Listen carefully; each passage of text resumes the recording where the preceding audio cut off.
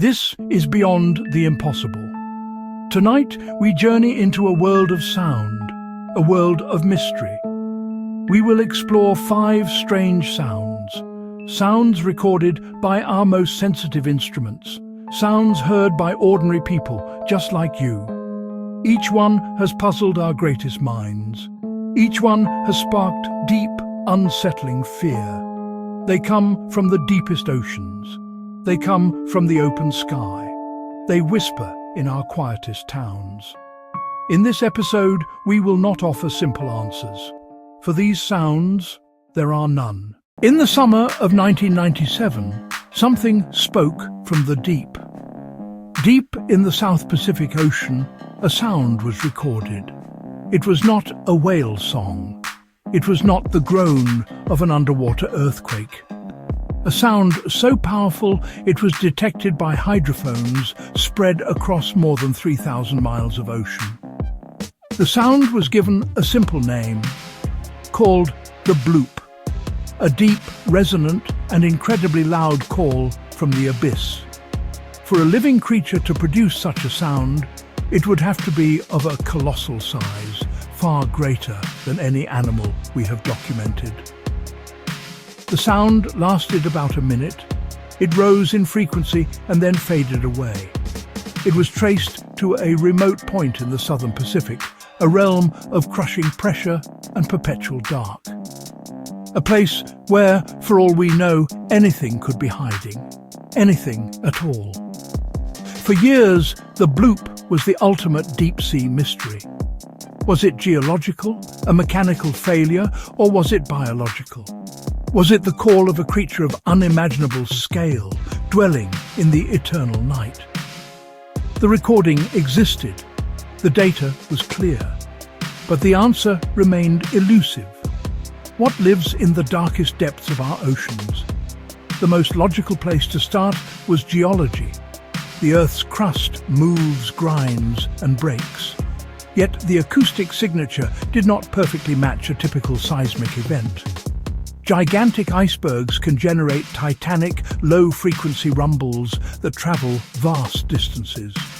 NOAA later suggested this was the most likely explanation. The similarities were strong. Even with a likely answer, a shadow of doubt remains. Imagine a sound that you can hear, but no one else can.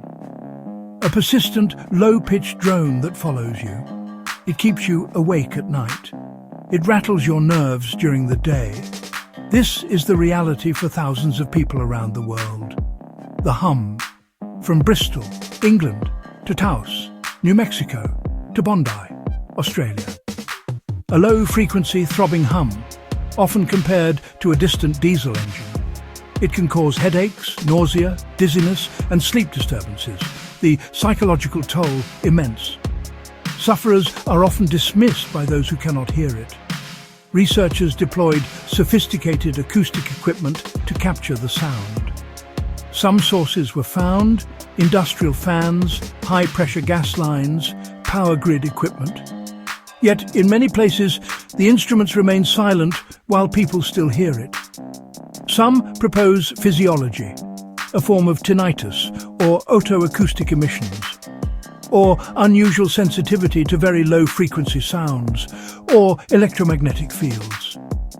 These theories shift the source from the outside world to the inner workings of the human body. But for those who hear it, the sound feels undeniably external.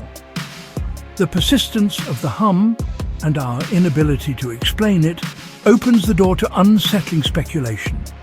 It settles on specific towns for a time, affecting a select few, then fades. Pockets of infrasound can induce anxiety, dread, even hallucinations. Perhaps only the most sensitive are affected. Or is it a side effect of hidden technologies? A signal without a message.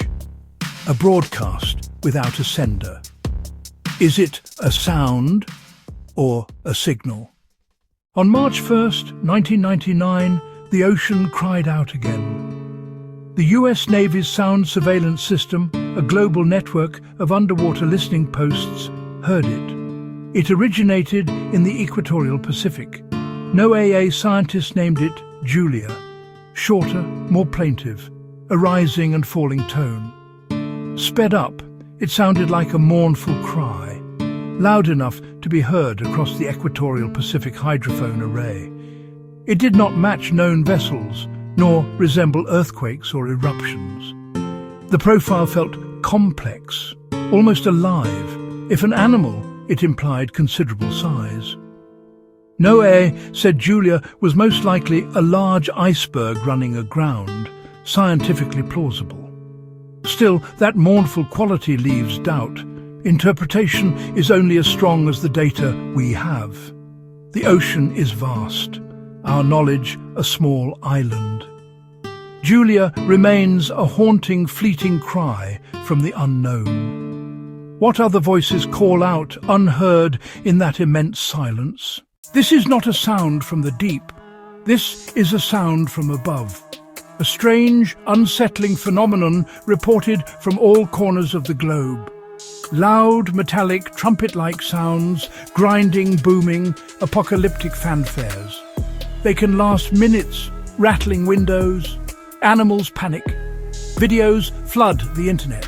Canada, Ukraine, United States, Germany. The sound seems to come from all around, as if the sky itself were the speaker. Confusion and fear spread. People search for a source that isn't there.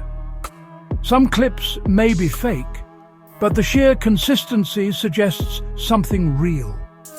Something is causing our atmosphere to resonate with bizarre, frightening sounds.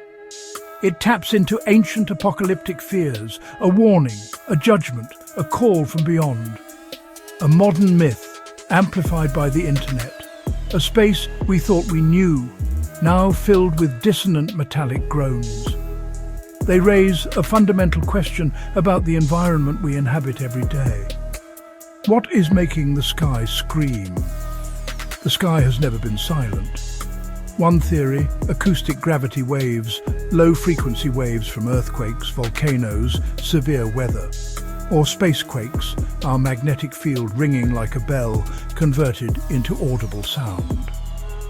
Distant industry and grids, focused by atmospheric conditions, could create strange local effects. Secret technology cannot be ruled out, but no single theory explains all cases. We return to the hum, but this time we focus on one small town, Taos, New Mexico. In the early 1990s, reports surfaced of a persistent low-frequency hum, inescapable for some. A formal investigation was launched. Scientists and national labs descended on Taos. They deployed sensitive microphones, vibration detectors, electromagnetic sensors, and listened to the hearers. They mapped hotspots, searched industry, power lines, military activity, tracked seismic vibrations. The results were frustrating. No single persistent sound explained the reports. Hearers had exceptionally good low-frequency hearing, but the origin remained unknown. Lives were disrupted. Divisions grew. The Taos hum became a symbol of a private torment, defying public verification. Some mysteries are not out in the deep or the sky, but here at home.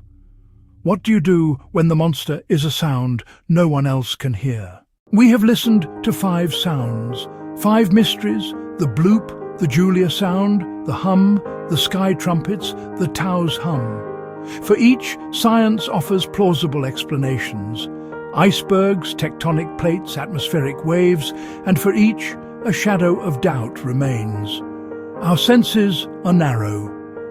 Perhaps the most unsettling thought is not about what we recorded, but what we missed. If these are only the sounds we can hear, what about the ones we cannot?